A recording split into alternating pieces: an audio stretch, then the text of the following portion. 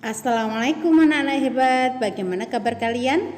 Semoga kalian selalu dalam keadaan sehat dan penuh semangat. Ayo belajar bersama. Agar channel ini dapat berkembang dan kalian juga lebih mudah menemukan channel ini, like dan subscribe dulu ya. Terima kasih. Baik anak-anak, kita mulai saja pembelajaran pada hari ini dengan membaca bismillah bersama-sama. Bismillahirrohmanirrohim. Pada hari ini kita mempelajari tema 4, berbagai pekerjaan. Subtema 2, pekerjaan di sekitarku. Pembelajaran 1. Anak-anak, tahukah kamu mengapa orang harus bekerja? Apa kira-kira manfaat yang diperoleh dari pekerjaan itu? Setiap orang yang bekerja pasti memiliki tujuan. Tujuan tersebut bisa bermanfaat untuk kepentingan pribadi maupun kepentingan banyak orang. Beberapa pekerjaan bahkan memiliki tujuan yang sangat mulia. Salah satu pekerjaan mulia yang berhubungan langsung dengan kepentingan banyak orang adalah guru. Guru merupakan orang yang mendidik dan memberikan ilmu kepada generasi penerus bangsa. Dengan ilmu tersebut, generasi penerus bangsa akan memiliki keterampilan untuk membangun negara Indonesia. Ayo kita simak cerita berikut ini. Kalian buka buku tema 4 kalian ya, halaman 50 sampai dengan 51. Pak Weli adalah kepala sekolah dasar Cemara di pelosok Kabupaten Grobogan, Jawa Tengah. Beliau lahir di Lobuha, Maluku Utara. Di sekolah ini muridnya juga berasal dari berbagai daerah. Pak Weli senang melihat murid-muridnya dapat belajar dan bermain bersama tanpa mempersoalkan asal-usul.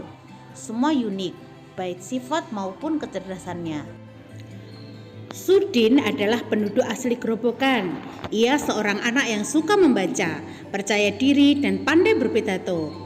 Pak Weli ingin Sudin memperoleh pengalaman berharga melalui lomba pidato yang sebentar lagi akan diadakan di tingkat nasional. Sambil berpikir bagaimana memperoleh dana, Pak Weli mendaftarkan Sudin sebagai peserta lomba.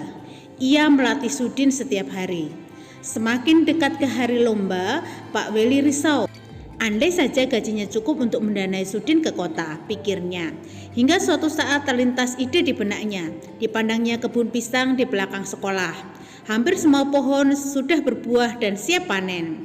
Esok paginya ia mengumpulkan guru, penjaga sekolah, serta murid kelas 4, 5, dan 6. Mereka bergotong royong memanen pisang. Kemudian pada hari Senin pagi ia mengundang pejabat setempat untuk hadir pada upacara bendera. Bapak Lurah, Kepala Dinas Pendidikan, serta Ketua RW dan Ketua RT dimintanya datang. Apa yang direncanakan Pak Weli? Rupanya Pak Weli ingin menyelenggarakan lelang pisang di sekolah. Murid kelas 4, 5, dan 6 sudah dilatih untuk menjadi petugas lelang. Siapa calon pembelinya?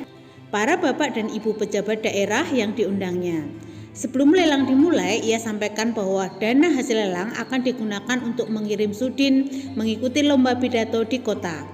Para pejabat kagum dan terharu menyaksikan usaha Pak Weli, sang kepala sekolah dari Timur Negeri. Tekad serta usaha mendukung kemajuan muridnya sungguh menyentuh hati. Dalam sekejap pisang habis dilelang. Dana yang terkumpul lebih dari cukup untuk memberangkatkan Sudin. Didampingi Pak Seto, guru kelasnya, Sudin pun berangkat ke kota. Sudin berhasil mempersembahkan piala juara pertama lomba pidato untuk sekolahnya. Tak sia-sia usaha Pak Weli dan seluruh warga sekolah. Nah, setelah kalian membaca cerita tersebut, tentu kalian sudah tahu siapa tokoh yang berada di dalam cerita tersebut ya. Siapa saja? Ya, Pak Weli, Sudin, Bapak Lurah, Kepala Dinas Pendidikan, serta Ketua RW dan Ketua RT. Dalam cerita tersebut, Pak Weli ingin Sudin memperoleh pengalaman berharga melalui lomba pidato yang sebentar lagi akan diadakan di tingkat nasional. Pak Weli berharap agar Sudin, seorang anak yang suka membaca, percaya diri, dan pandai berpidato, memperoleh pengalaman berharga melalui lomba pidato. Nah, untuk menggalang dana ini tadi, Pak Weli menyelenggarakan lelang pisang yang diadakan di sekolah. Tekad Pak Weli serta usahanya untuk mendukung kemajuan muridnya ini sungguh sangat menyentuh hati. Memberikan pendapat tentang bagian cerita yang disukai. Setiap teks cerita memiliki bagian masing-masing. Ada bagian yang mengisahkan cerita sedih, ada bagian yang mengisahkan cerita bahagia. Setiap orang memiliki bagian yang disukai. Kita juga bisa menentukan bagian cerita yang kita sukai. Selain itu, kita bisa memberikan pendapat tentang bagian cerita yang kita sukai. Nah, sekarang kita coba berikan pendapat ya tentang cerita tadi. Pendapat tentang cerita yang disukai. Saya menyukai cerita tersebut. Menurut saya, cerita tersebut menarik karena menceritakan tentang tekad dan usaha seorang guru. Nah, sebagai guru, Pak Welly benar-benar bertekad mendukung kemajuan murid-muridnya menuju kesuksesan. Bagian cerita yang saya sukai yaitu ketika Pak Welly menemukan ide mengatasi kendalanya. Beliau berencana menggalang dana dengan menyelenggarakan lelang pisang di sekolah. Saya menyukainya karena bagian ini menunjukkan tekad Pak Welly untuk mendukung muridnya. Di bagian tersebut, kesungguhan seorang guru sangat terlihat dan pantas dijadikan contoh. Nah, ini tadi adalah contoh cara kita memberikan pendapat bagian cerita yang kita sukai ya. Penerapan teknologi pada pemanfaatan sumber daya alam. Setiap pekerjaan membutuhkan usaha dan keuletan, termasuk pekerjaan sebagai nelayan. Nelayan juga membutuhkan pengetahuan dan teknologi untuk mendukung pekerjaannya. Salah satu teknologi yang dibutuhkan adalah teknologi untuk menangkap ikan. Teknologi menangkap ikan dilakukan dengan teknologi tradisional ataupun dengan teknologi modern. Ayo kita pelajari sama-sama seperti apa sih teknologi tradisional dan seperti apa sih teknologi modern dalam nelayan menangkap ikan. Teknologi tradisional, perhatikan gambar ya. Pada teknologi tradisional ini, para nelayan tradisional masih menggunakan teknologi yang sederhana untuk menangkap ikan. Mereka menggunakan sampan atau perahu kayu saat berlayar menangkap ikan. Mereka juga masih menggunakan peralatan yang sederhana seperti jala atau jaring, alat pancing, kemudian bubu.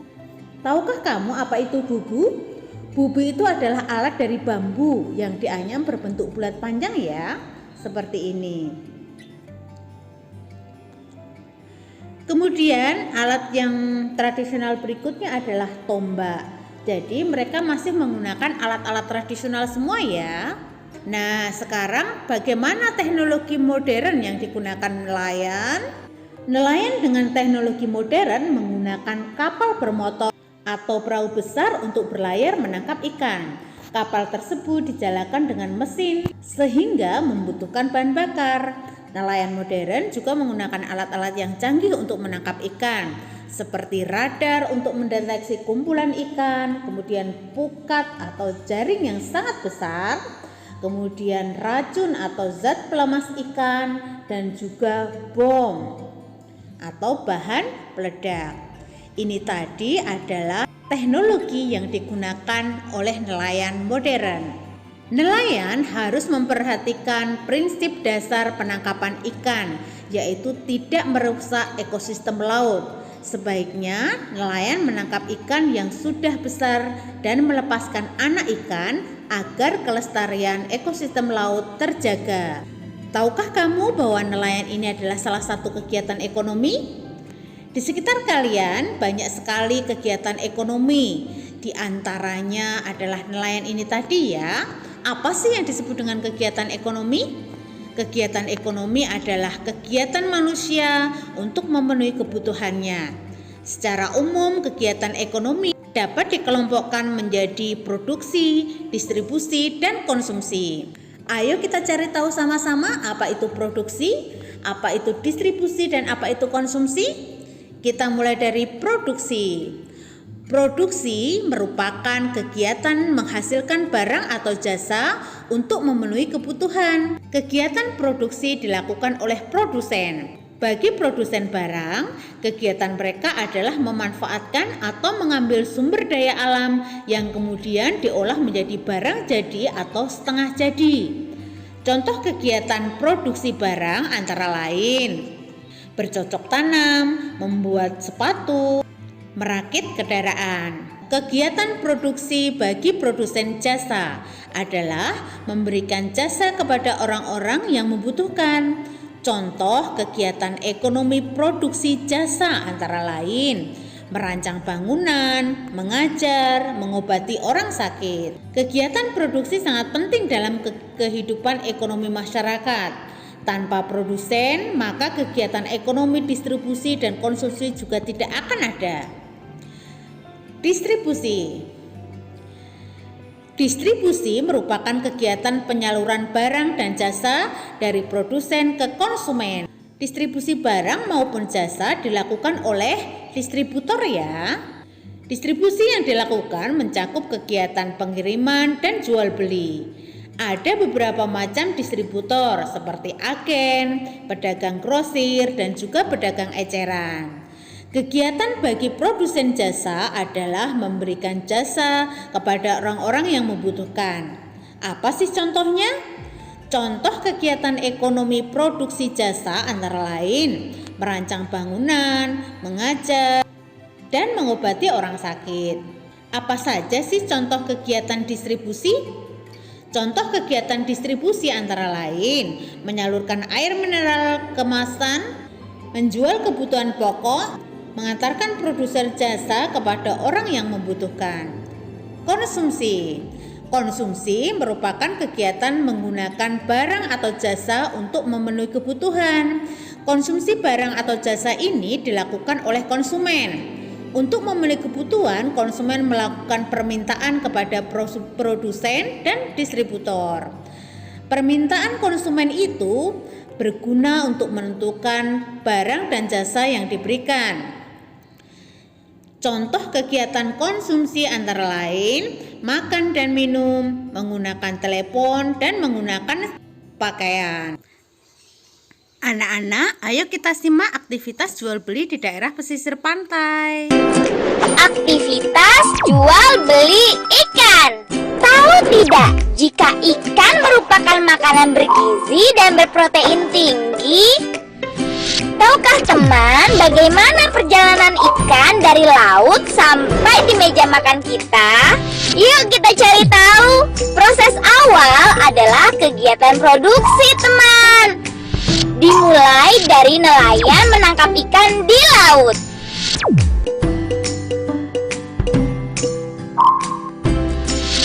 Lalu sesampainya di darat, nelayan membawanya ke tempat pelelangan ikan. Nah, berikutnya adalah proses distribusi teman, yaitu mengantar dan memperjualbelikan ikan.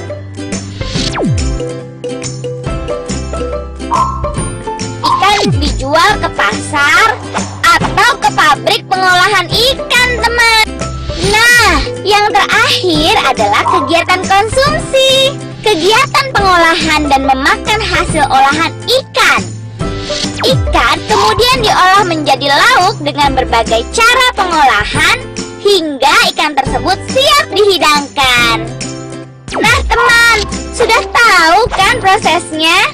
Yuk kita banyak makan ikan agar tubuh kita selalu sehat dan makin pintar. Anak-anak, tiba saatnya kita berlatih. Pada hari ini terdapat 2 tugas. Tugas yang pertama, kalian kerjakan latihan soal yang ada di buku modul tema 4 halaman 42 dan 43. Yang seperti ini ya. Tugas yang kedua, bacalah cerita pendek yang ada di buku modul tema 4 halaman 37 dan 38. Setelah kalian membaca cerita pendek tersebut, kerjakan latihan soal yang ada di halaman 38 ya. Kerjakan tugas ini dengan sungguh-sungguh dan selalu semangat. Baik anak-anak, sampai di sini dulu pembelajaran kita. Tetap semangat belajar. Sampai jumpa.